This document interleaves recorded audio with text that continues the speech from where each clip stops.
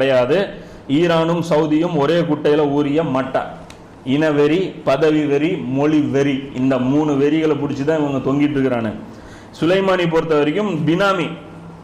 இப்போ இன்னைக்கு பினாமின்னு நமக்கு தெரியுமில்ல, இங்க அது மாதிரி ஒரு பினாமி. அவங்களே போட்டாங்கன்னா எப்படி இருக்குமோ அந்த மாதிரி ஒரு பினாமி.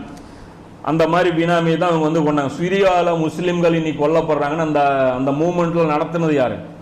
காசிம் சுலைமானி தான் முன்னாடி நின்று நடத்துனது.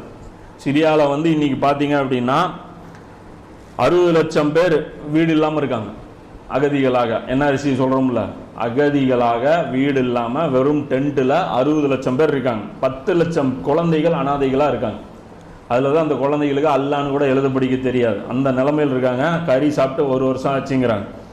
6.5 லட்சம் பேர் கொலை செய்யப்பட்டிருக்கிறாங்க மக்கள். இதுக்கெல்லாம் காரணமாக இருந்தவங்க எல்லாம் ஒருத்தரில் இவரும் ஒருத்தர். யார்? காசிம் சுலைமானி. இவரெல்லாம்